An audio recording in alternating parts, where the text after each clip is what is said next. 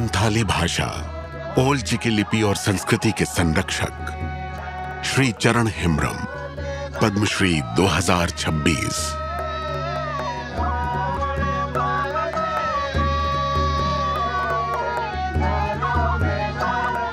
चरण हेम्ब्रम एक ऐसे कर्मयोगी जिन्होंने अपना पूरा जीवन संथाली भाषा, ओल चिकी लिपि और आदिवासी संस्कृति को पहचान और भविष्य देने के लिए समर्पित कर दिया।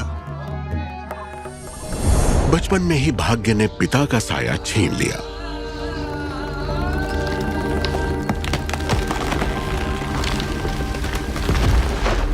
पर मां की छाया ने उनके बचपन को कभी मुरझाने नहीं दिया। इस पौधे को वृक्ष बनने के लिए एक माली की जरूरत थी, एक गुरु की आवश्यकता थी, जो उन्हें मिली अपने मामा के गांव में। ओल चिकी लिपि की यह शिक्षा पूरे संथाली समाज की आवाज बनने वाली थी।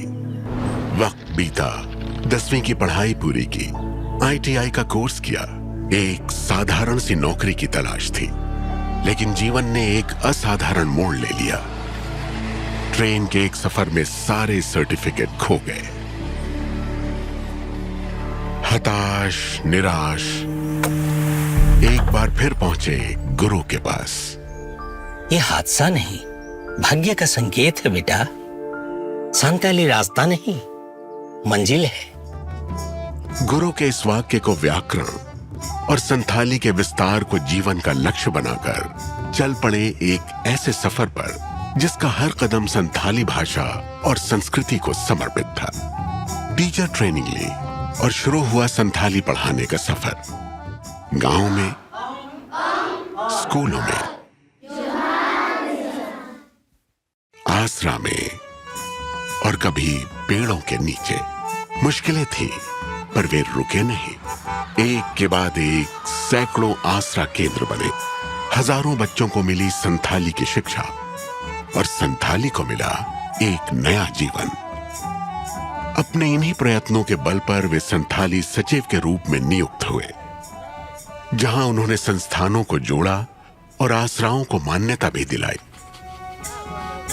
शब्द किताबों में उतरे, संथाली पाठ्यक्रम भी बनी और रोजगार के लिए योग्यता भी। इनकी अथक कोशिशों ने संथाली को अपनी सरगम दी। इनके बनाए गीत और नाटक पूरे समुदाय के लिए जीवन संहिता का रूप बन गए।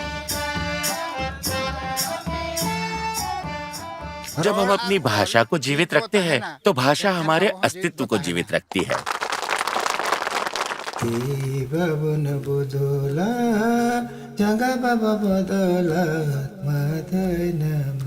श्री चरण हेम्ब्रम के गीतों में जीवित पंडित रघुनाथ मुर्मू के ये शाश्वत विचार आज भी संथाली समाज को जीवन का मार्ग दिखा रहे हैं। श्री चरण हेम्ब्रम, पद्मश्री 2026। कोटि कोटि नमस्कार।